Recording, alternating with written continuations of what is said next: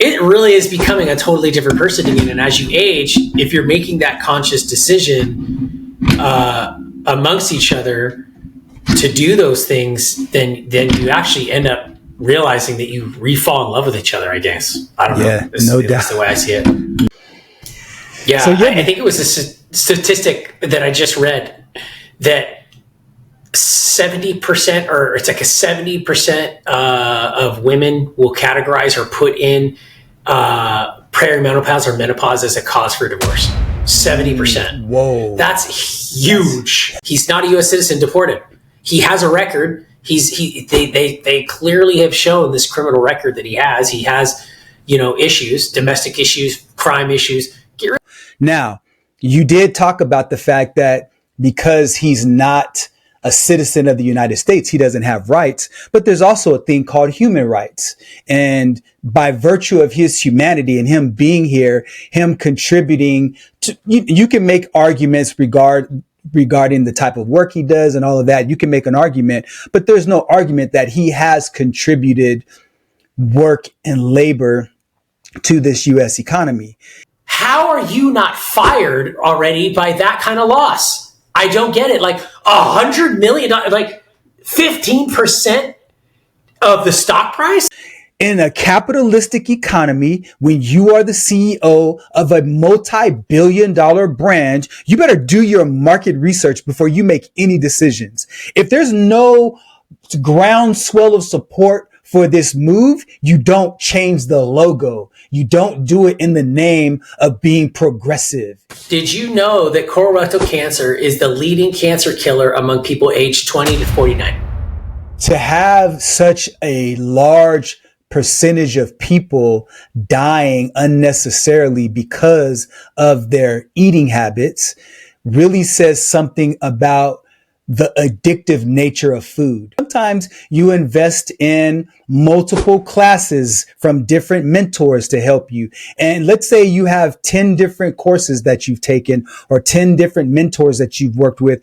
Even if one works, that's 1 out of 10. That one that works will outshine the other 9 that fell by the wayside. But if you only tried one course, one mentor, and it didn't work out, now you're screwed because you have nowhere else to go.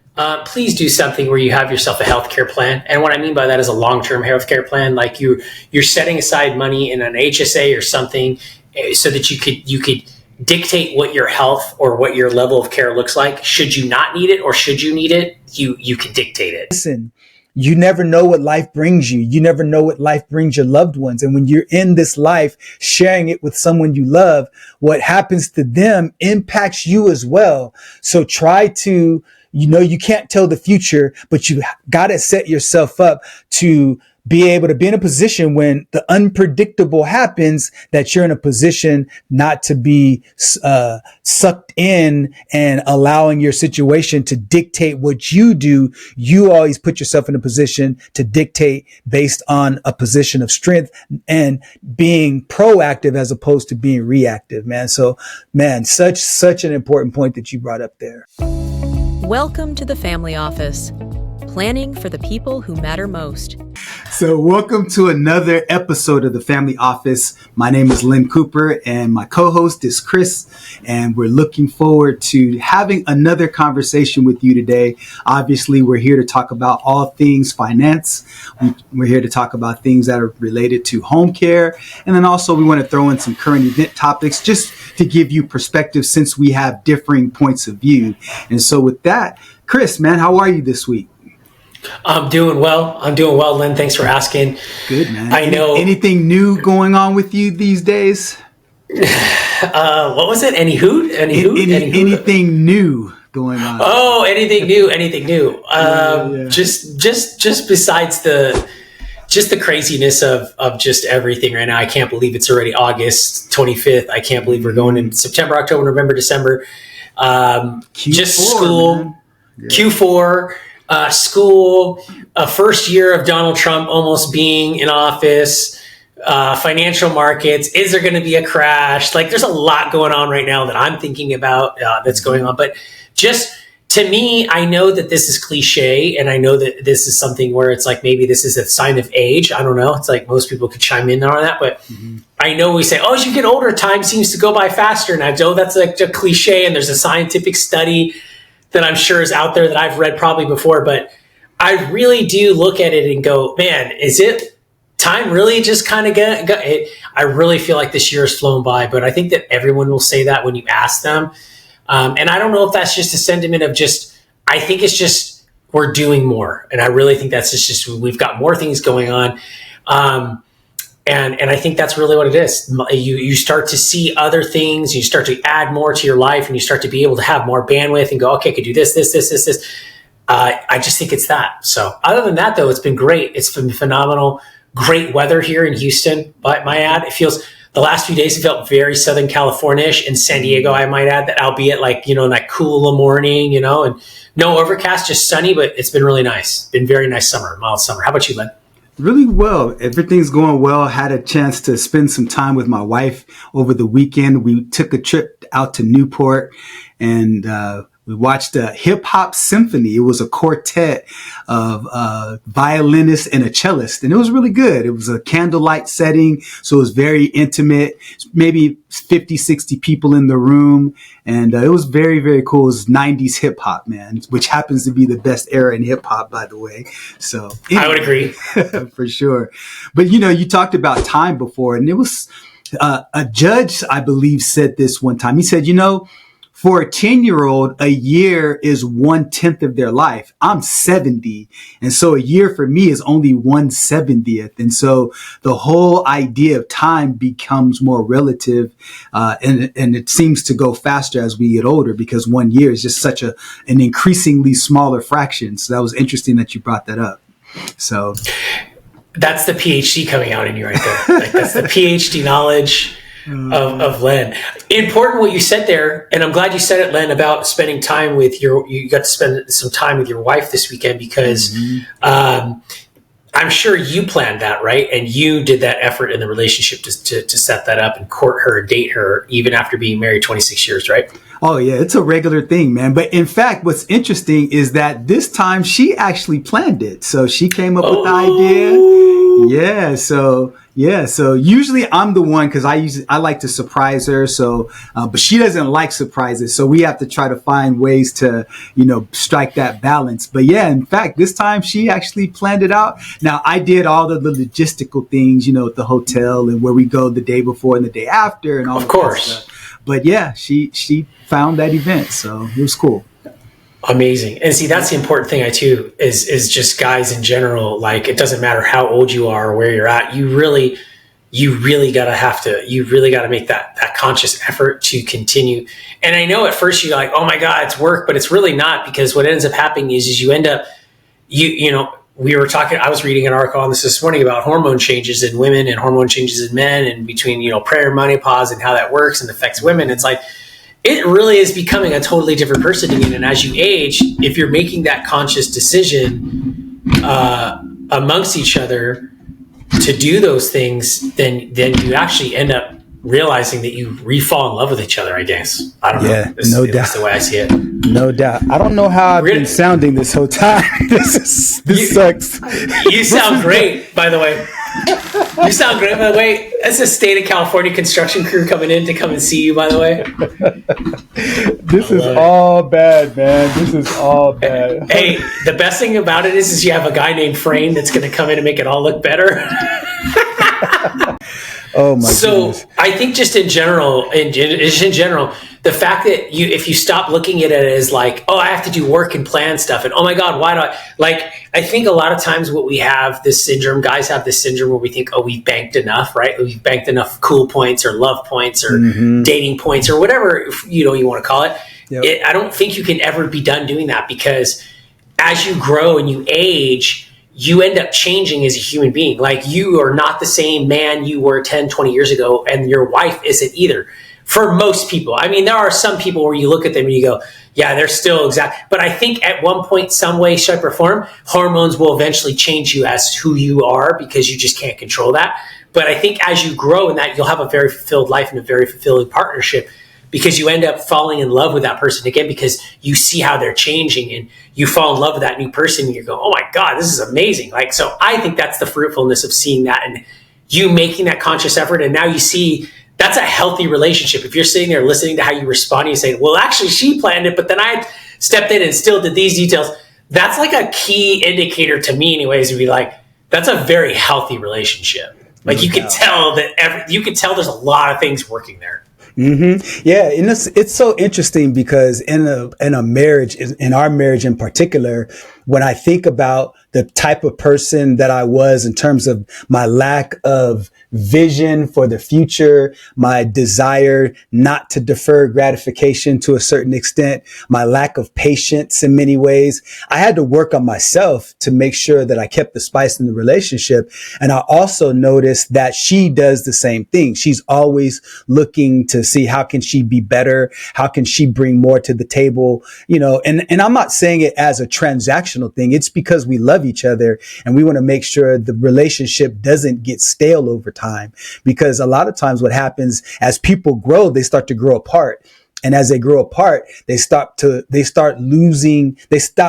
having the same types of interests they had. And so they start losing interest in each other. And, you know, then they start having wandering eyes and looking other places and all of that. And that's a very insidious, very slow transition that begins to happen. Sometimes it's so subtle that you don't even know the difference. And sometimes if you're not conscious about making the effort to keep everything spicy and spontaneous sometimes and plan out or do something what the other spouse enjoys, like speaking in their love language and making sure that you understand what it is that they want from their perspective. All of those things are important, man. And I know for you, you're one of those guys who understands that because you value the idea of personal development. And I know that a lot of the things that you've learned over the years, you applied not only to business, but also to your family, not also to just your kids, but to your wife, most importantly, man. So, hearing that from you is also important. So, I think it was a statistic that I just read that 70% or it's like a 70% of women will categorize or put in perimenopause or menopause as a cause for divorce. 70%. Whoa. That's huge. I've never heard that before. That's big. That's huge. Yeah. Huge. Yeah. And I just recently read that and I'm like going, holy moly, like that's a very big thing there. And if you haven't read it yet, I suggest you go read it. It's called The Female Brain. It's a really good read. You could probably listen to it in 2.5-3 hours on Audible. And it pretty much explains and breaks down the entire psychology of a woman's brain and how it changes through menopause, perimenopause. And then also there's a man version of it or a dude's version of called the male brain. So insightful to understand that. I've learned so much by listening to that. I've listened to it twice, just in understanding that, because number one, I want to be prepared for that when it happens.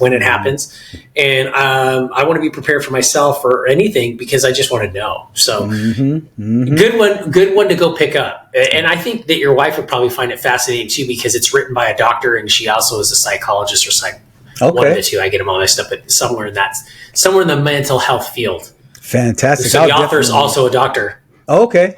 I'll definitely recommend that because she loves reading about just self-empowerment and just understanding the brain and understanding the body and how those two things collide. And so, so as we transition, man, talking about a collision, we're going to talk about Kilmar, Abrego, Garcia.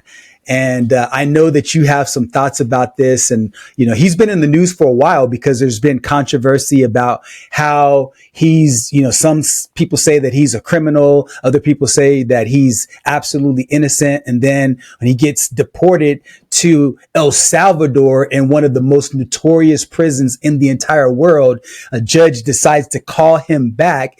And now there's some issues with regard to his case right now. And he's looking at facing deportation to Uganda or Costa Rica. And a federal judge blocking Kilmar Abrego Garcia's deportation through at least tomorrow and considering extending it even more. Abrego Garcia was mistakenly deported to El Salvador in March and then brought back to face human smuggling charges. that were filed after his removal. He's pleaded not guilty, and now he's back in ICE custody, and the Trump administration is threatening to deport him again, this time to Uganda. Homeland Security officials determined to deport him, releasing this video with the caption, "He doesn't belong here. He won't be staying here." So I'm very, very curious to hear what your thoughts are about this gentleman. Tell me where you stand on this.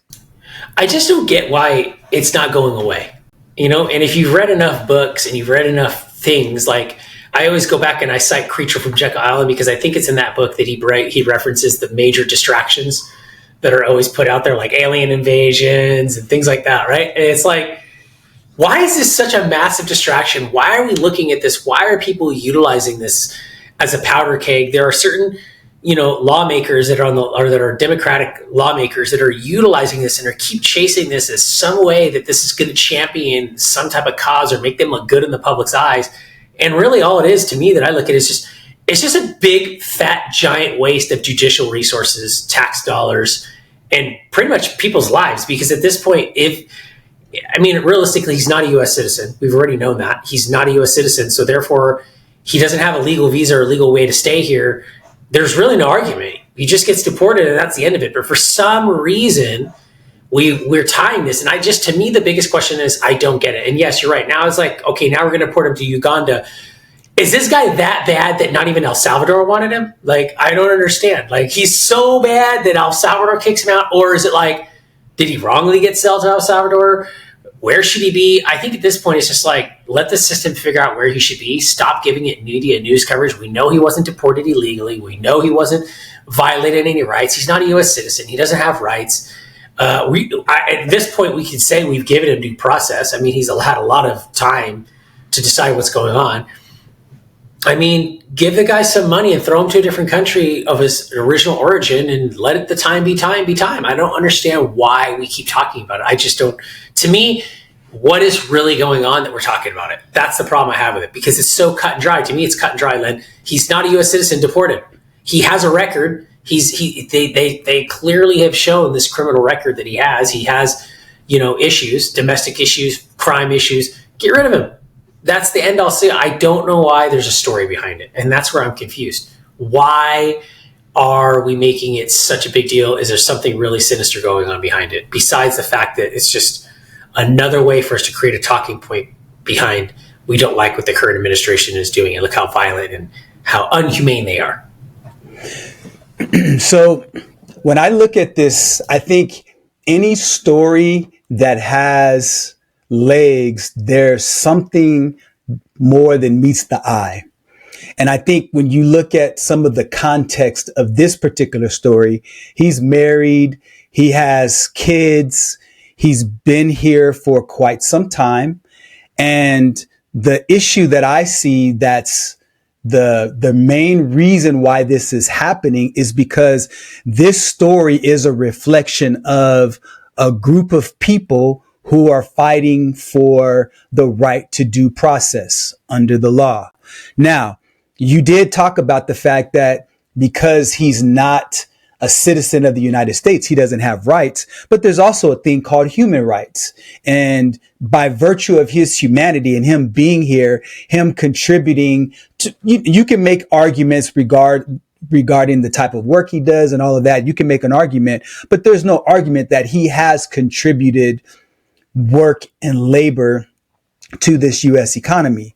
And so by virtue of that, by virtue of him being married, by virtue of him having children, he should have a right to due process. And so what the opposing side is saying is that, one, he was illegally deported to Costa Rica, because if he were legally deported to Costa Rica, the judge would not have ordered him back. Not Costa Rica, I'm sorry, El Salvador. He was illegally deported there. And so the judge decided, hey, you need to bring him back. And now the president and the White House is really pressing this issue in particular because, one, President Trump really has a lot of respect for the ways that they imprison people in El Salvador because crime has really gone down. And so when you talk about a very touchy subject here in the United States, it's crime. And it's very easy for a politician to be tough on crime because of the fact that people want to be safe. That's a universal human need. But here's the issue with him is that Kilmar Abrego Garcia has no due process that has shown beyond a shadow of a doubt, beyond a reasonable doubt, that he is supposed to be deported. So my thing is give that man his day in court. If the courts decide that he's here illegally and they can prove that he has no right to be here as a citizen, then go ahead and deport him.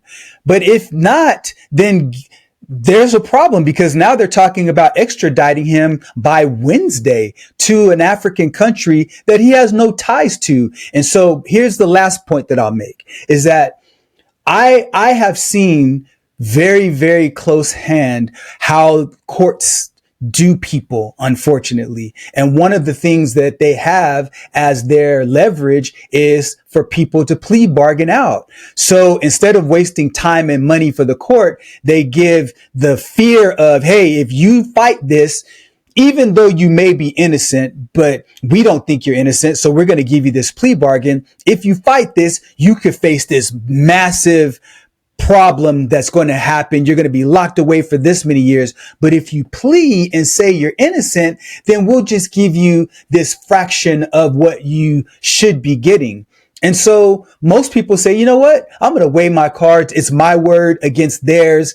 You know, I'm just going to plea out. And so many people who were innocent end up pleading guilty. Now, I don't have any innocent or guilt to place on this man, but I value his humanity. And regardless of his immigration status, I don't know that for sure. I don't know if he's, there's been people that said that certain people aren't citizens that are. We have a history of that in the United States. So in this case, let the courts decide. Let's take a look at the evidence and then let the truth fall where it may, and then let him suffer the consequences of his guilt or his innocence. That's where I stand on that.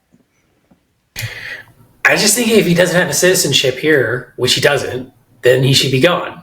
I mean, that's really all there is to it. He has a criminal background. So I'm in agreement with you. Allegedly, he has a criminal background. We don't know that. Okay. We don't know that. Okay.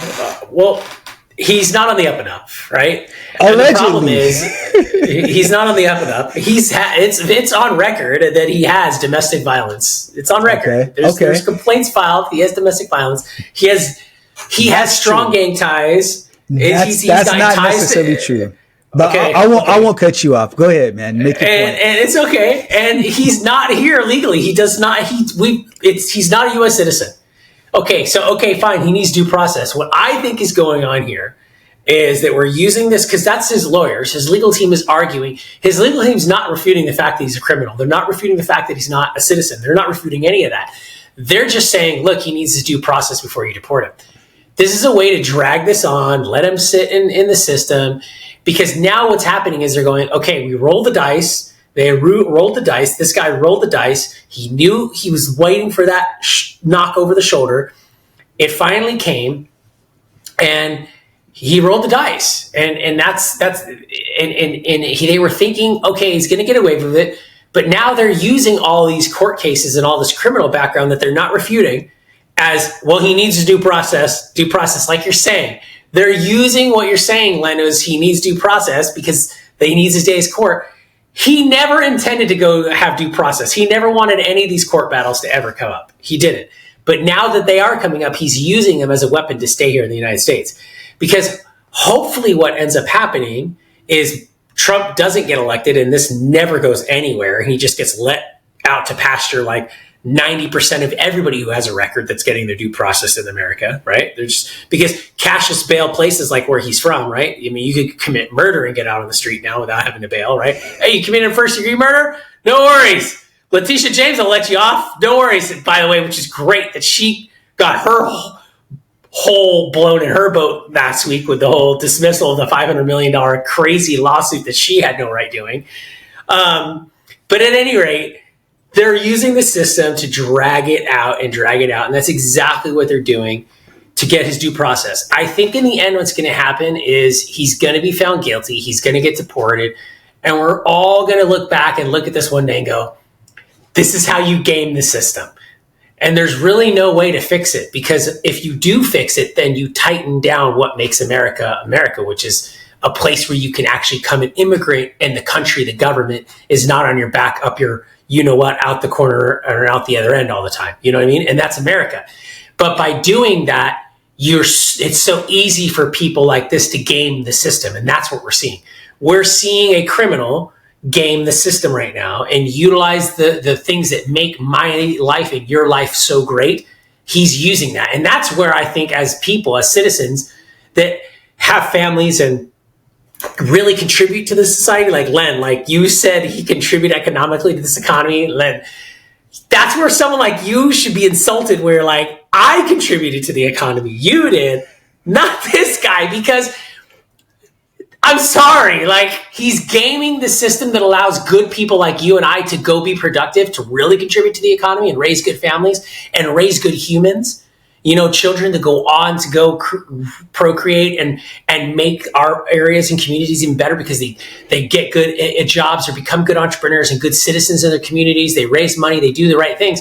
We're doing that, and someone like this is coming in and taking advantage of the freedoms that allows us to do that. So that's where I think, by and large, people like you and I can look at this and go, this is a blatant disrespect to someone like you and I. So because this guy's getting more due process than you and I ever would on anything we'd ever do in any country, even albeit here in our own country. So if we did something criminal, you would be nailed to the freaking you know what. You'd get your due process for sure. I'm just saying. So, okay. So if everything you are saying, I think there are a lot of assumptions that you've made, but let's just say that what you're saying is correct. If everything you're saying and alleging to be true is in fact true, I agree with you 100%. I think the problem is the bigger picture is this. In this whole process of sweeping large numbers of people out of the country, there are going to be a good number of them who are going to have their human rights violated and taken out of the country. And they're going to be taken out of the country even as a U.S. citizen. And so I think the greater good is to err towards the side of taking a person's humanity into consideration, because if you do it for one, you set a precedent to just have sweeping processes to take mass hordes of people from the United States out of the country. As we talked about in previous episodes, immigration is sharply down because there is a complete reversal in immigration policy. So from that standpoint, immigration policy has worked because it's curbed the appetite of people to seek refuge here in the United States. And so from that standpoint, it's worked tremendously well. So given the fact that you've stemmed the tide of immigration coming in illegally, I think now let's take the time, unless there's an egregiously obvious situation in which somebody needs to be deported, then give each person their due process. I think by dehumanizing a person's right to a fair trial, and when I say dehumanizing, because like for us, you know, let's just say he were your family member's cousin. You wouldn't respond the same way because he's just the guy in the news to you. But for somebody, he's their father, he's their uncle, he's their cousin. And so I don't have any dog in the fight, but the bigger picture dog that I have in the fight is making sure that as a country, we don't just make sweeping rules that negatively impact innocent people. And this, in fact, if this policy were to allow to, if this situation were allowed to go on unmet with any type of resistance, you have no idea how many people will be taken out that shouldn't be deported. And so that's the main issue that I have with that, man. But we could go back and forth. I want to talk about another issue. I just have one point. Oh, go ahead, please. Yeah, I just have one point. I just have one point. Go for it. I'm tracking with you on that, Len, but I don't. Here's where I think the problem comes from, and because you're saying sweeping, right? Like you're saying you can't have the sweeping policy to remove it. Well, and you're right. We probably talked about this, but whether that's right or wrong is up for discussion. I think what is discussion is that we have a problem. We have to fix it, and I think that that's the most effective way to do it, given the cashless bail laws that are sweeping around all over the country, given the fact that there's just way too many bodies to process and to even know what's going on because we don't have the manpower or the resources or the systems designed for it. I really think this goes back to the blame has to go on, much like blame goes on parents a lot for kids, because a lot of stuff starts in the home. This falls squarely on the laps of those politicians for previous administrations that made sweeping laws to allow people to just flood the country and come in. This blame goes on them because this is just like setting up your kids for failure. The previous administrations left these people high and dry. These people should really be looking at previous administrations, not Donald Trump, not the current administration. They should be looking at them. They have a job to do. That's like getting mad at the guy that has to come and clean up the car accident. Oh, I'm mad at this guy who has to come and clean up this car accident right now because you're not having respect for my mom's car or my mom's blood that spilled on the freeway. No, dude, you should be yelling at the guy who was the wrong way driver. You should be yelling at the administration that let you come in here illegally, didn't follow the due process. So we want due process to come out, but we didn't want due process to come in. Yeah, it doesn't work that way. That's fair. We should be mad at that administration because it's just like you not telling your kids, hey, look, if you don't get good grades, Emory, Thomas, if you don't get good grades, it doesn't matter. Don't worry, there'll be no repercussions behind that. That's like me saying that. And that's like me saying, oh, it's okay, kids. You can eat whatever you want, drink soda, stay up late, don't go to sleep, don't play. It's the same thing. If I would have allowed that type of behavior as an administrator of my child's life because they're a minor, they don't know better yet, then I'd be setting up for failure. They should be all mad. Now, 50% of it, they should be mad at themselves because they're making decisions now as adults. But 50% go, hey, look, you know what, Mom, Dad, you screwed me up. You gave me a bad environment and you gave me different rules that weren't the rules. You gave me exceptions that aren't evergreen to a system that, generally speaking, does not allow someone to come here illegally and to live here illegally and then have this life for 10 years illegally and then expect there to be no repercussions on it, especially when you're especially when you're shady, right? If someone looked at Kilmar, would you want him and his family to live next door to you in your neighborhood, Len? I probably think not. And if you compare him next to you, you're probably going to go, oh, yeah, he's a little shady compared to Len. I don't know, he's a man. little shady. Hey. Okay. So that's all I'm saying, dude. Bro. Everyone's going to be mad at Trump because he's the trash guy cleaning up the trash for previous administrations that set these people up for failure. So, okay. So, one, you and I both have people that are really close to us where if you judge the book by their cover, you'd be like, yeah, until you get to know them, then your opinion changes. So as it relates to... I agree. I'm not saying any names, but you and I know people tatted up, from head to toe, and they're the nicest, financially successful, does well for themselves. We know people like that. So that's the main issue that I have. Like, I don't have any issue with what you said with regard to having loose policies that allow people to flow into the country illegally. I have no issue with that at all. What I do have an issue with is for a policy that takes place that puts innocent people in a position to be done wrong. That's the issue I have. I have no issue with people who are here illegally. I have no issue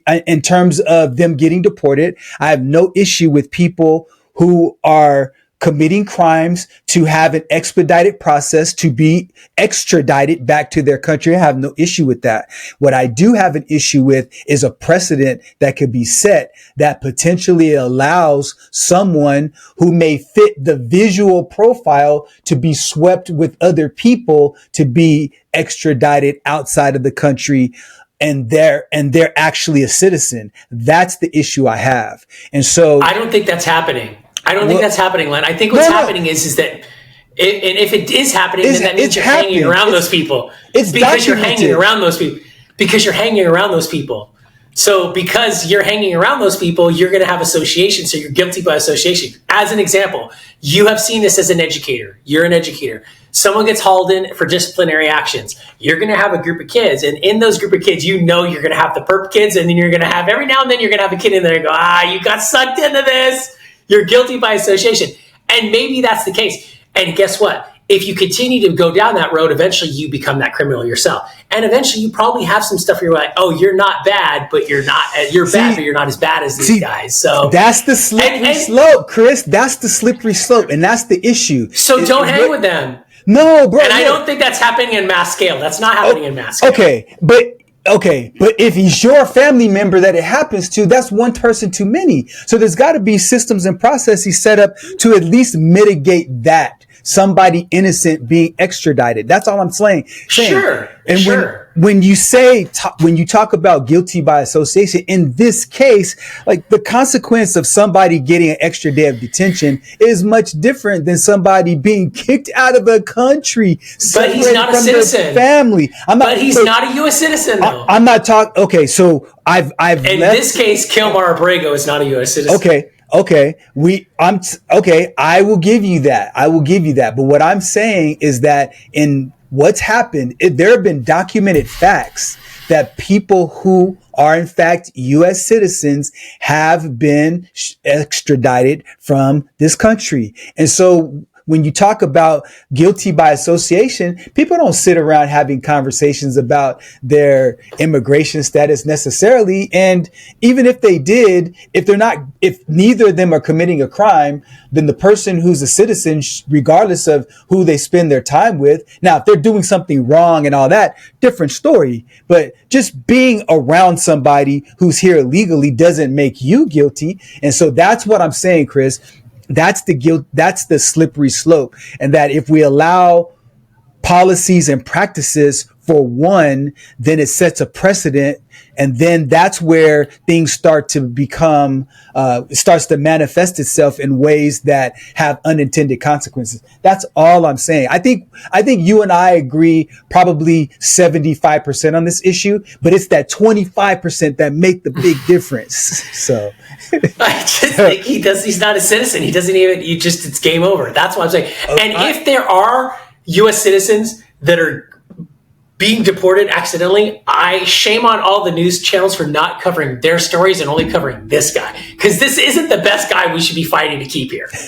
Okay, I don't know that to be true, but okay, we'll leave it at that. I'm going to be very interested to see how this all unravels. Hopefully he doesn't end up in a different continent, without his day in court. I'm not laughing about that.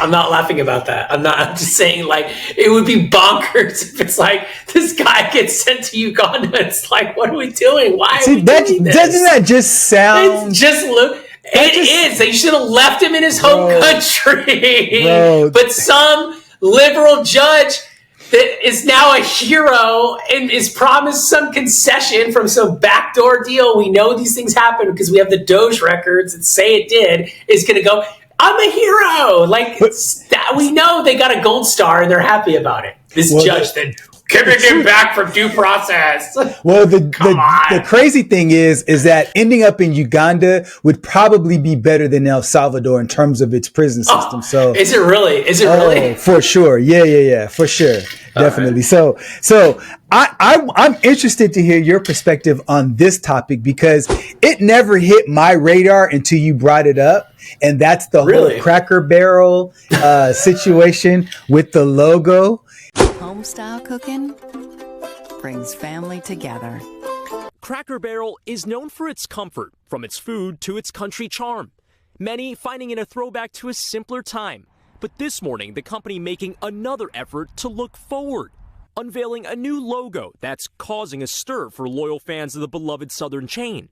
Overhauling the iconic logo, missing Uncle Herschel, the man in overalls who's been a fixture since the 1970s. And, well, the barrel. In its place, a simpler, more modern design the company says calls back to its 1969 roots. The rebrand is part of a $700 million transformation meant to bring in younger diners. But the change isn't sitting well with some diners. This is terrible. What happened to Grandpa? Or the markets. Shares of Cracker Barrel plunged 12% Thursday, shedding $94 million in market value, one of the company's worst single-day declines in years. And so I'm very interested to hear your perspective, because I did a little research in preparation for our conversation, and the fact that their market share went down so drastically and their stock value went down by so much is very, very telling. So tell me what your thoughts are about the whole Cracker Barrel changing their logo and all that goes on in your mind about this topic. First and foremost, what school did the CEO go to? I mean, just common sense to me, Len, is didn't he go to Harvard or Yale? Didn't she go to Harvard or Yale? It's a she. Yeah, it's a she. yeah. It's a she. Mm-hmm. First and foremost, it's almost like, again, like who's giving her the gold star to continue to champion something that, I'm sorry, girl, you're 4 years late to the party. Massino, that's her name, Julie Fels Massino. It's almost like she's wearing 4 years or 5 years ago's fashion. You got what I'm saying? Like, this is such a super woke move to do, to change this logo like it's dead. Like, you know what? Look, Cracker Barrel is great. I've eaten there many a times. I survived off of Cracker Barrel for like in 2017, 2018 when I was building in Arizona, building my business in Arizona. And I would stop there when I drive cross country to Texas, all those areas. You see Cracker Barrels on the side of the road. And you stop there because you're like, okay, it seems like it's not a fast food place. I could sit, I could kind of have a normal meal. I could have a server. There's other people. It's in a decent area of town. It's not a truck stop or gas station or whatever, you know what I mean? A Pilot or a Love's. And you could kind of feel like a decent human being.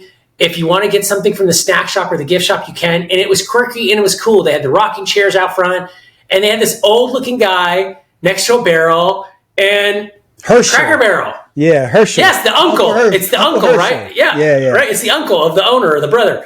And it's like, and that was it. And you went in there and you knew it wasn't like, okay, I'm not getting like this top tier fancy restaurant, but you went there and it was welcoming and it was cool.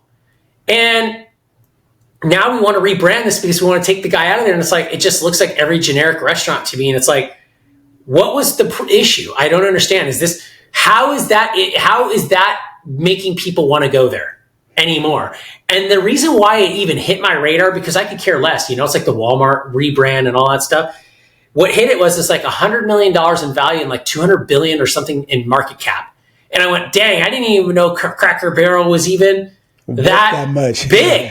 Mm-hmm. Holy crap, right? Mm-hmm. And I'm going, how are you not fired already by that kind of loss? I don't get it. Like $100 million, like 15% of the stock price? Like, how are you not fired? I just don't get it, especially after you see what Budweiser did or whatever it did with Bud Light.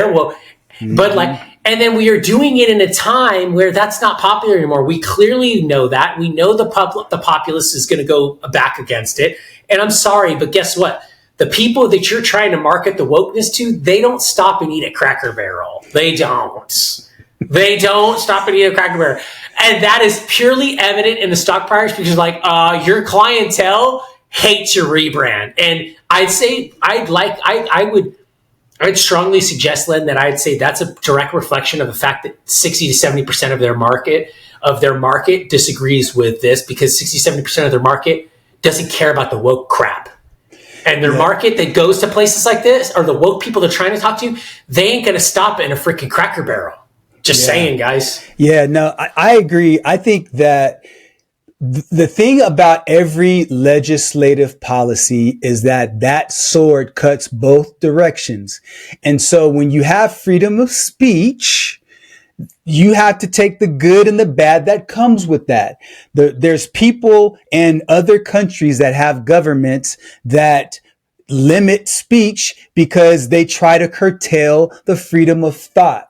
And in a place like the United States, there's going to be a diversity of opinions. You and I have a diversity of opinions on just about every current event that has something to do with center right, center left, far right, far left. You and I are not going to see it in every place. But we still give each other the respect and the space to disagree. And I think sometimes what happens is people overreact. And to me, in business, now this is different.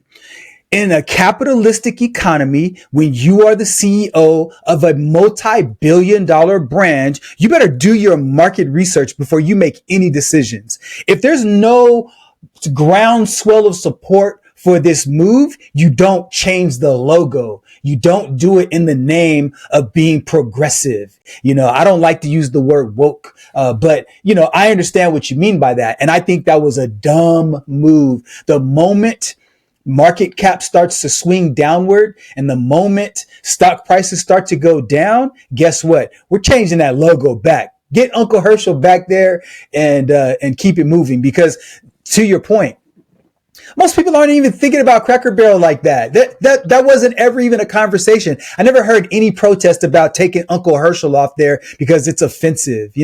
Just like with Uncle Ben on and Aunt Jemima. Like, okay, there are brands that have been around for years and years.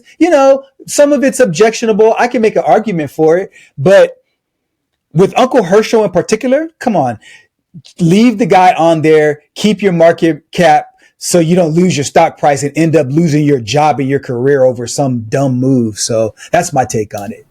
Len, think about this for a second. This whole marketing rebrand is costing the company $700 million to rebrand. And because of it, they're still moving forward with it. And they lost $200 million in market value. Spending $700 million to lose $200 million. How is this? That's right. Market down today. Maybe I'll be wrong, but market down today. And we're going to do a study. Someone's going to look at this 5 years from now when brands that don't exist anymore. And they're going to go, where was the defining moment that Cracker Barrel went out of business? And they're going to go, this was one of the starting moments it was. Because so many people are health conscious now, and so many people, food is going to change. Like, if you don't think the way we eat and the way we receive food is going to change so massive in the next 5 to 10 years, you're not going to go to eat like this in the next 10 to 15 years. Mm-hmm. It's just not going to happen. You're going to have to get very competitive with the way it does, because food is going to be so accessible when supply chain gets automated. I mean, and food supply chain makes the most sense for automatic or for humanoid and all of that stuff, because it eliminates a lot of problems. So, yeah, I think enough said. I don't even.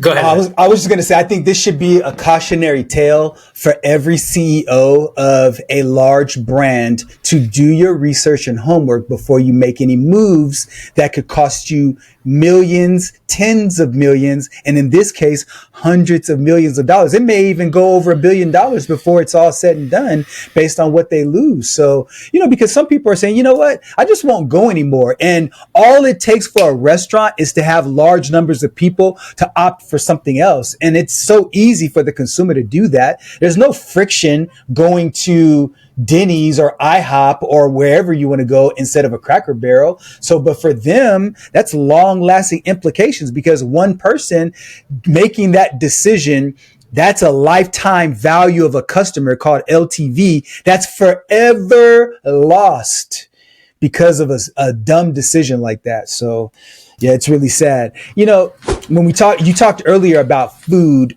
and just people making different decisions, I wanted to talk about the whole colorectal surge that's happening with the Gen Z.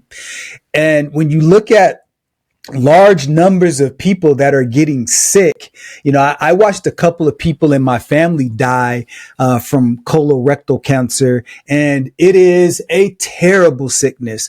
One of my aunts passed away when it was all said and done. She was under 100 pounds. She was skin and bones. And just to watch the gradual decrease of that was tragic. And so now when you're talking about Gen Z, such young people, talk about just the eating habits and all of the different contributing factors that about, man. What are your thoughts about this? To me, it's just so striking that you would sit here today in 2025, almost 2026, and you and I sitting here knowing what we know and living through what we've already lived through. I mean, you remember the days when you could buy a pack of cigarettes in a vending machine in a Denny's, mm-hmm. Right? Okay, Absolutely. So think about that. I definitely remember that. Did you know that colorectal cancer is the leading cancer killer among people aged 20 to 49? Wait, what?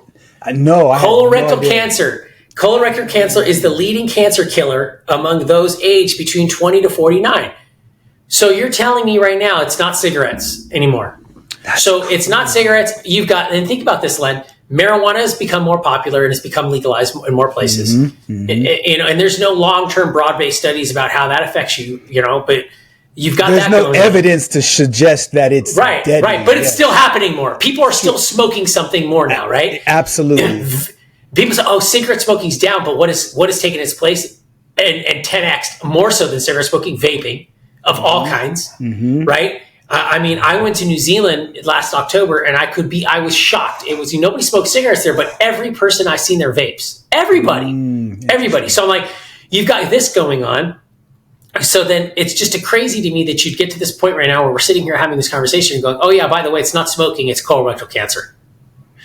Yet we've been lied to for the last 20 to 30 years that we've been in this period of enlightenment as far as nutrition and food and how it goes, and that everything's safe. But in reality, when you look back at all the food companies, they're all owned by 2 or 3 companies, and a lot of them are tobacco companies. So it's just like tobacco companies own food companies, and food companies are poisoning people with seed oils. And that's really, that's the only thing I could think about, right? It's just like people are eating more fast food than they ever have.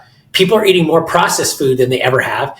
And to me, the scary thing is the Gen Z, the millennial generation, specifically, these young people, and it's happening in younger millennials, right? And it's happening in Gen Zs, older Gen Zs. And I believe that you're seeing it just because these are the people that have been eating the most processed food and the most seed oils out of any generation. I grew up eating butter, right? Butter and steak and chicken. And my mom cooked London broil and meat, and we were a meat family, and I grew up eating that stuff. And yeah, every now and then we'd have that, but no soda in the house. We never had soda. There wasn't any of that stuff in the house. So now thinking that when I came out, I became an adult. I didn't eat a lot of fast food. And I always ate low sugar and things like that. And now I look at it with my kids too. But I think that's the issue. And the data shows it. And it's like, what is happening here with this? And it's coming back to this thing where it's like, I think we're starting to see the pesticide stuff and the food manufacturing and all these things that were marketed as safe and easy and low fat and stripped away all these nutrients. Now you're seeing colorectal cancer. There's no fiber in anything anymore, Len. There's no fat in anything anymore. People aren't eating fat and fiber and protein. They're eating sugar and carbs and starch and yeast and all this crap. And they're not eating the right type of stuff anymore. And I think added on with the seed oils, which are essentially carrying oils, they're manufacturing lubricants. You're starting to see the gut inflammation is starting to create these problems amongst young people. And now the chickens are coming home to roost, I think. I'm just a guy giving you an example of what information I know, but to me, it seems pretty logical. That's what's going on. And nobody's a genius to know the food industry is absolute poison. Yeah, it's really interesting to me because Gen Z is the most information-rich generation in the history of America. And with access to all of the information that's available right at our fingertips, whether it's Grok, ChatGPT, Google, the teacher, whatever the case may be, to have such a large percentage of people dying unnecessarily because of their eating habits really says something about the addictive nature of food. Because if I eat chicken, steak, salad, at some point in time, my body's going to say, you know what? I don't really want any more. I'm done. I'm full. I don't need any more food. But when you eat sugar and you eat chips and you eat candy and you consume all of these large, heavily processed foods, that dopamine center is saying, give me more, give me more, give me more. I want more sugar. I want more sugar. And to your point, with that dopamine making me or putting me in a position to want more, to not have my diet satiated, then what happens is the inflammation comes, and then the candida comes, and then the cancer comes, and then now death comes as a result of that. And the problem that I see is that you have all of this access to information, but there's this delayed reaction to something that I do. Like, for example, if I take a cigarette and I inhale it right now, I'm going to feel, my lungs are going to ache and pain, and I'm going to cough, and that's going to be my initial reaction. When I take some hot Cheetos, that will go down in my stomach, and it may burn a little bit going down, but I like it. It tastes good, and I want more of it. And as a result of that, there's no direct, immediate feedback that the body gives. And so therefore it's not real. And unfortunately, the whole idea of eating processed food just seems like a myth until the manifestation of cancer starts to show up. And that's where the problem is. And so I think the only way to really get at it is that somehow, some way, we've got to find ways to market against all of this processed food. Because remember, that marketing campaign, I want to say it's called Truth or something like that.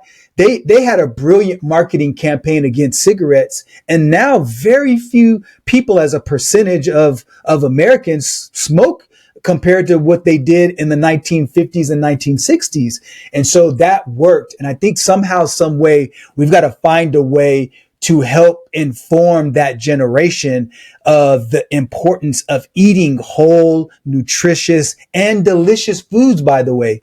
And we've got to find ways to be more creative in terms of how we present that idea to them. Because if not, it's going to continue to get worse for each subsequent generation, because until there's laws and the thing is I don't like government trying to legislate the day-to-day decisions. That's my responsibility. And so we've just got to help people make better decisions. I don't think it's the government's job to fix this situation. I don't either. I think if you have a clear solution, like to what you can eat, but you need to have the right proper information. I think there's a lot of propaganda behind it, but think about this. Among ages 25 to 44, 62% of the deaths right now are preventable. Yes, absolutely. That's 2 out of every 3 are preventable. Yes. Yep. That speaks to the nature of human will and the reality of consequences, and it doesn't feel real. Yeah, you've seen a massive rise in all-cause death rates among millennials and Gen Zs. I mean, think about that. Mortality rates are increasing post-COVID. And again, the leading cause is colorectal cancer, which can't help but think that it has something to do with the food they're eating and the medicines they're taking, right? And we've food's not going to change until we change the delivery system. Food is just way too convenient to go grab a pack of chips and a candy bar at a gas station or wherever, right? And again, we're seeing this decline in, I bet if you correlate the data, you're seeing this decline in extracurricular activities at our schools. No sports programs, no music programs, no after-school programs, less physical activity, more digital consumption of content. You're starting to see that manifest inside these people, where you have to go and walk, and you got to eat animal protein, and you got to eat fat, and you got to eat the right things that your body is supposed to eat, and you can't just eat food that was made in a lab. Yeah, you just can't. Yeah, that I agree with that. Now, here's the rub. You and I are both capitalists, and we believe in a capitalistic economy, a free market economy. And one argument would be, listen, companies have a right to produce a product at the cheapest price possible. And if the consumer is willing to buy it, let them do their thing. And so then the flip side of that is, well, if the activity you're taking and the decisions you're making as a company hurts people and eventually kills them, you have a moral and ethical responsibility to change your business practices. But they still have the right, because it's their company. The market tells them if what they're doing is effective or not. How do you negotiate those two different points of view, being a capitalist? See, that's a great question. And see, that's the problem, right? Because if you want to smoke cigarettes, go ahead and smoke cigarettes. We already know what cigarettes are going to do to you, right? So that's the thing. Hey, if you want to go smoke cigarettes, we know you have this higher cause and higher this. So then at that case, then that's where I hate the lying. We all know cigarettes are shitty. And there's a massive campaign to actually put that out there. And there wasn't, I mean, it switched.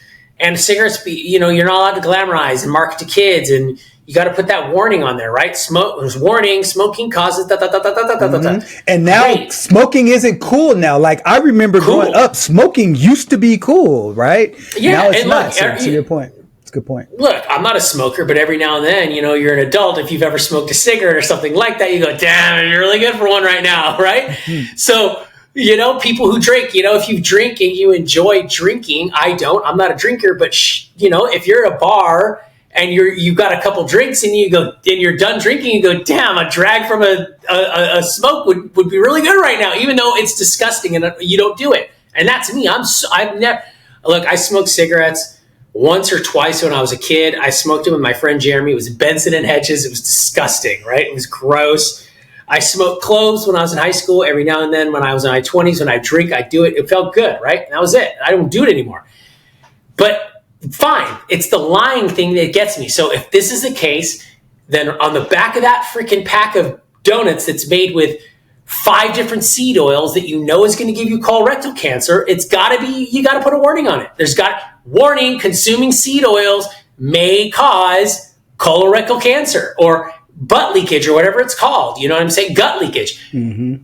Those warnings should be on there the same as anything. And then that, I believe, is how you get around it, right? And eventually that gets built into your metrics. There'll be a question, look, Mr. and Mrs. Smith, insurance companies do blood work. And by that blood work, they can look at that blood work and tell if your diet sucks or not, right? So at the same time, there should be a warning on there. I'm not saying you should restrict it because that's a free market, and let the free market do what the free market does. If people want to smoke cigarettes, they'll smoke them. If people want to eat junk food, they'll eat it, even if there's a health risk, but you got to put it on there. And that's where the lying crap from the food industry comes in, where it's like, dude, get off of ground beef, dude.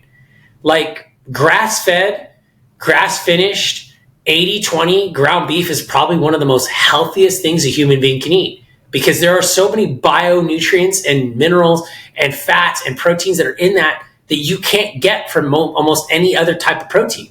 Mm. And this is coming from a guy that doesn't eat a lot of red meat. I eat it once or twice a week. Mm. So you got to put that stuff in your diet. And I don't think you eat any red meat, but you eat probably a lot of fish and stuff like that, or you substitute it off with the proper amount of macros and micros. Mm-hmm. But that's something you don't want to do. Look, I love ground beef. I'm championing it. Go eat ground beef 2 or 3 times a week. If you're young, eat a lot of it. Grass-fed, grass-finished, not the cheap stuff, right? Go spend $30 for 30 pounds. That's now you're getting the right stuff, because it costs money to do that. Don't eat the crap, right? And it's the same thing. You could be someone who says, oh, Chris, I only eat fish. Okay, is it wild or farm? Because you only should eat organic, sustainable wild-caught fish. You shouldn't be eating farm-raised salmon. So there's a lot of things. Chicken. Oh, I only eat chicken. Great. Do you eat heirloom, heirloom, air-chilled, non-GMO chicken, or are you eating the chicken that wasn't even born? Antibiotics, right? Mm-hmm. Hey, you're eating that chicken tonight, and it wasn't even born 3 months ago, right? So that kind of chicken. So that to me is the thing. You can have this unhealthy food, but don't lie about it. Put the warnings on it. I agree. And I think there should be also anti-campaigns. So campaigns against processed foods. So at least people can make informed decisions. I think what happens is people don't know what they don't know. And so they take actions just based on what they feel, what feels good to them. And so when you make a short-term decision because the nachos are right there in front of you and they're $1.99 because they're super cheap, and, Gen Z, let's face it, they're broke. And so their food choices are going to be a reflection, because I can imagine there's probably a bunch of Gen Zs that are like, oh, Chris, you don't remember what it's like to be broke. And you're talking about air-chilled chicken and grass-fed beef. You know what? That's half of my paycheck. You don't understand what I'm going through. And so I would say as a response, understand, because you put money into what you value. There's a chance that you probably, if you're a Gen Z out there, you probably have an expensive pair of pants, an expensive designer, shoes and purses and all of those things. You put money into what you value. And if you value stuff that you put on your body more than the stuff that you put in your body, that's simply because of two things. You either know and don't care, or you just don't know. And it's better for you to know and not care.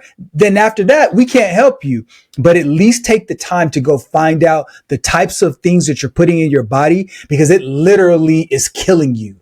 And so I really hope that anti-inflammatory campaigns, processed food campaigns start to run and become a thing in the future. Because if not, we're going to have a hard time curving that, because once the addiction sets in, just like you talked about with cigarettes and with alcohol, it's difficult to stop once you start.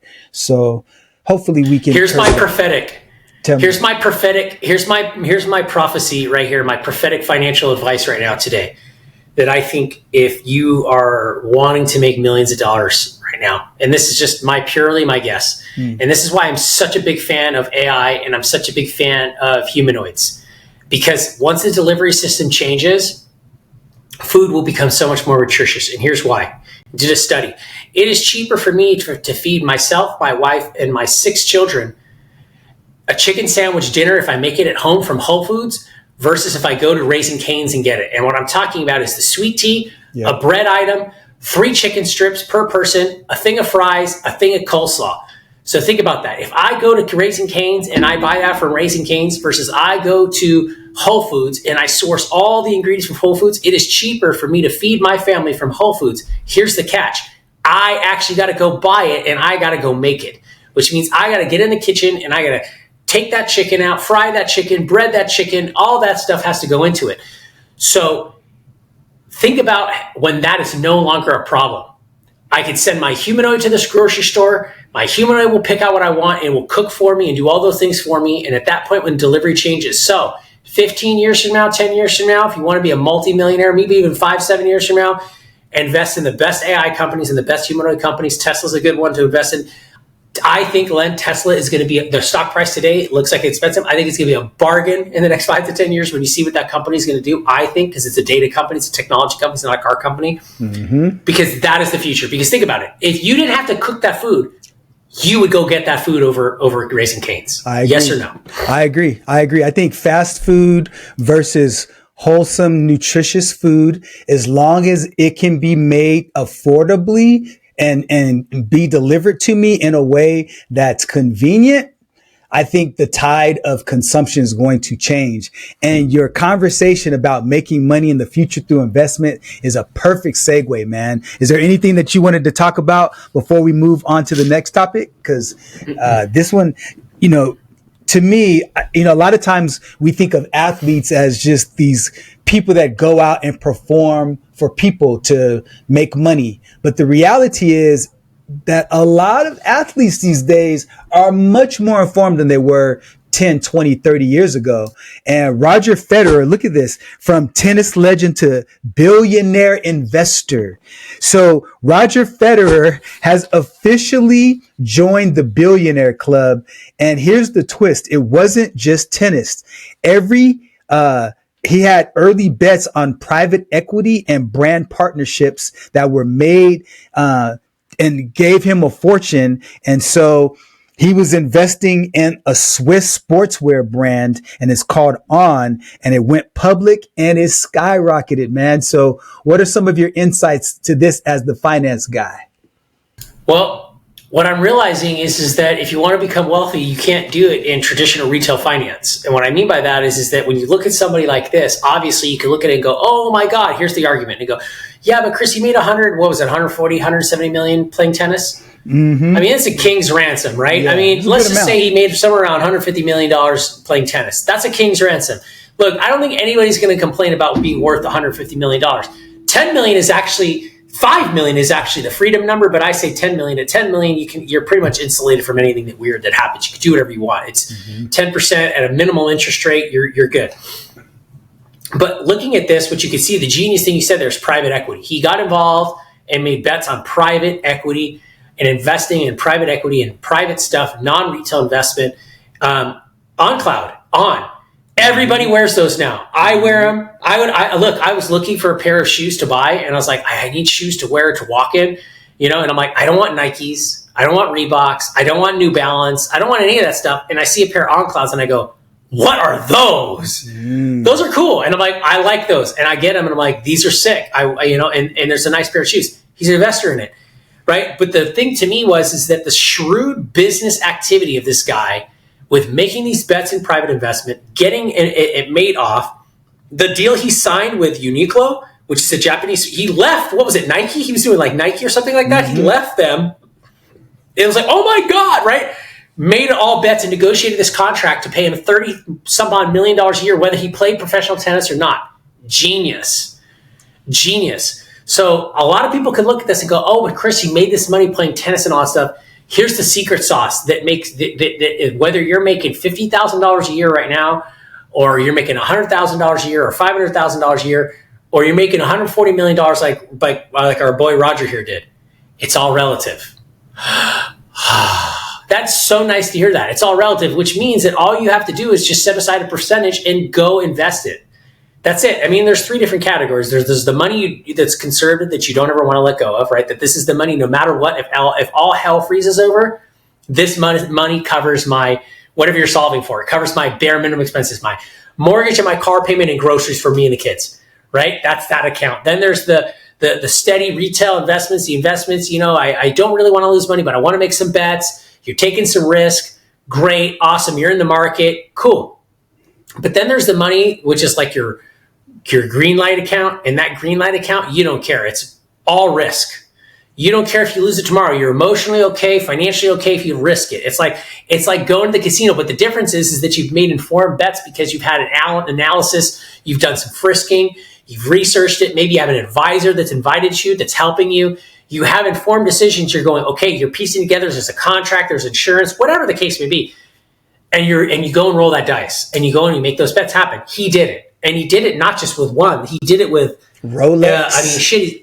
Benz, Lindt, Rolex, Mercedes, Unicorn, NetJets. Like before, who would have thought people would want to lease jets? Now, shoot, if you could spend, if you're making $1 million more, you could spend 10% of your income on private transportation, which means you could spend $100,000 a year on private transportation, which means you could take a NetJet on your next family vacation.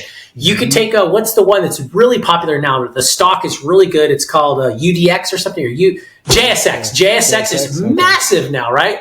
Which is like a semi-private type of deal. Team 8, I mean, he just made a series of it. He didn't just go once, but he made a series of them. And there are some people out there who will go, yeah, but Chris, there's studies that show singularity in investment strategy works. And then there's strategies that go diversified. Like, for example, the study of Larry Ellison is fascinating. Look at Larry Ellison. He's the second richest man in the world again. Why? Because the majority of his portfolio is where? Oracle software. And Oracle's big in AI government data space. Like, what was it? Like ChatGPT and Microsoft Copilot, all the data they're looking at comes from Oracle servers or something to that effect, or some weird, some tie there. So I thought it was connected to Microsoft too, but okay. Something like that. But then when you look at Bill Gates, Bill Gates diversified his portfolio down. Warren Buffett told him to. Not saying Warren Buffett is 1,000x better than me at anything, right? But what I'm saying is just look at the argument between diversification strategies and not. Both work. Elon Musk didn't diversify. He's mostly Tesla, right? Or Larry Ellison didn't. Steve Ballmer had no equity when he was hired to Microsoft. In fact, they signed a deal to get rid of that equity play when they went public because it was too expensive. In fact, he was able to buy equity only after they got rid of his equity bonus plan or something to that effect, right? And now look, Steve Ballmer's worth more than Bill Gates. That's right. So I never thought I'd see that day. That's crazy. So you're starting to see singularity investment strategies work, but in this case, his investment strategy was singularity. I'm going to invest in a lot of private equity within brands that I know. Mercedes, Rolex, Benz, Lindt, luxury. That's right? Uniqlo, tennis in his wheelhouse, got a contract. On cloud, right place, right time. Everyone's sick of wearing New Balances and Nikes and Reeboks. We want something, and Adidas. We want something fresh. They look fresh. They look like nothing else in the marketplace. This to me is just what genius. And if you're looking at it today, it's AI, humanoids, data, biosciences. Those are the leading trends. And find private equity and invest in them. Look what it did for Roger. Mm-hmm. Anybody can make it. That's I'm excited about it. I just think, I look at this stuff like that. I want to study that. Absolutely. I think it's always good to study the great stories of people who made fantastic decisions. And I think when you're looking at different ways to invest, I think also another way to take a look at it is sometimes you invest in multiple classes from different mentors to help you. And let's say you have 10 different courses that you've taken or 10 different mentors that you've worked with. Even if one works, that's 1 out of 10. That one that works will outshine the other 9 that fell by the wayside. But if you only tried one course, one mentor, and it didn't work out, now you're screwed because you have nowhere else to go. And so if you haven't figured out what your lane is, what your objective is, what your goal is as it relates to investing, press rewind and listen to what Chris said again, because what we're talking about specifically here is that money that you can afford to lose. Take that, diversify it into different places, and figure out if one works out of 10, then you're good. And so just make sure that you're doing your homework, you're doing your due diligence. Don't just listen to 2 guys on YouTube and just go willy-nilly and go invest in any of those companies that we've laid out, because that might not be the best investment for you, because your tolerance for risk might be a little bit different. And so if you have a low tolerance for risk, then you should find blue chip companies and companies that have been around for a while. Now you're going to get a lower return, but if your tolerance level is low, then you want to make sure you take that into account. Now, if you have a high tolerance, then you've also got to have a high level of discipline, so you don't allow that high tolerance to take money that Chris talked about in the green zone of investing. That is money that you can just, lose and not lose sleep over. You've got to have some discipline to make sure that you don't run off the rails. So set up some guardrails for yourself. Make sure that you talk to some professionals, and also do your own due diligence. Don't allow just somebody to tell you what to do and you blindly follow it. But going back to Roger Federer, man, respect. Shout out to Roger Federer. Congratulations for being a part of the Billionaires Club. No hate, shade thrown at you, man. Nothing but respect. So I think it's been a good conversation. It's always good to just find other success stories, man. And, he was a successful person on the tennis court, but, Michael Jordan did the same thing with Jordan, and, obviously a different way, but he was revolutionary. Shaquille O'Neal. Absolutely. Oh yeah. And so those are 2 differences. Michael Jordan made his billion, he made his billion in one company. Shaquille O'Neal is diversified over, so many different companies, from ships to Epsom to stuff that goes on your body. Yeah. Everything. He is everywhere. But he said, look, I want to get my hands on ownership of lots of different companies. So anybody that tells you that one way is the right way, they're the one that's wrong. That was just right for them. And so, man, thanks for bringing that up, man. I really enjoyed learning about all of that with Roger Federer. It's great. And I think at the end of the day, too, to your point, too, because you see this a lot, is please do something where you have yourself a healthcare plan. And what I mean by that is a long-term healthcare plan. Like you're setting aside money in an HSA or something so that you could dictate what your health or what your level of care looks like. Should you not need it or should you need it, you can dictate it. Because don't rely on your kids to take care of you, and don't rely on the government or pensions or benefit packages from employers. So many people get so stuck and they feel safe for so many years of their lives because they have a benefits package with their employer, and then they don't realize is that when they retire and they don't have a benefits package, it's okay, I'll have the government benefit package. You want the resources to afford a private benefits package, which is obviously, the stuff that you see every day. I'm coming and calling you. I don't want someone taking care of me, man. Mm-hmm. I don't want a government facility. I want a private stuff taking care of me. If and when that happens to me, I plan on, in the next 20 years, I plan on at least 30 to 40% of my body being artificial, because I'm going to get implants and all that stuff as I need it. I'm just kidding. But if it happens, it happens. Whoa, okay. I was listening to a story earlier today, as a matter of fact, and you were talking about a person who is making decisions about getting an HSA and not allowing themselves to be put in a position to be taken care of by the government. Situation was this. Her mom had Alzheimer's, and she was in her late 20s, and she had a 6-figure job that she was working at. But because her mom didn't have anything in place, and she didn't have anything in place, she ended up having to stop working to take care of her mom. And so her mom progressed over a period of 10 years. So from her late 20s to her mid to late 30s, she was taking care of her mom. And the most important income earning years to build up that time and that money and that wealth was snatched away. So sometimes you think you're not old enough to have an HSA or long-term care. Listen, you never know what life brings you. You never know what life brings your loved ones. And when you're in this life, sharing it with someone you love, what happens to them impacts you as well. So try to, you can't tell the future, but you got to set yourself up to be able to be in a position when the unpredictable happens, that you're in a position not to be sucked in and allowing your situation to dictate what you do. You always put yourself in a position to dictate based on a position of strength and being proactive as opposed to being reactive, man. So, man, such an important point that you brought up there. Absolutely. Well, appreciate your time as always, Len. Look, guys, if you were entertained by this conversation, or you have feedback, or you want to comment, go ahead and do so. We're always open to have a conversation with people. And then also, if you like it or you want to see future things to talk about, I mean, for me, I don't care. Len, I know you don't care. We'll talk about any subject. And again, at the end of the day, we're still friends. We're still coworkers. We're still peers. We're still business partners, and we can have topics like this unemotionally attached to it, so that you can really understand how you feel, and you can really understand the world that's going around you, so that you don't think you're crazy. I mean, that's really the reality behind it. So that being said, Len, it's always a pleasure to see you guys on the next one. Appreciate your time, man. Always. Take care, man. Conversation has given you clarity on your next steps. Please share this episode with someone who's walking the same path. Don't forget to like and subscribe so you won't miss future episodes. And remember, planning ahead isn't just prudent, it's an act of care.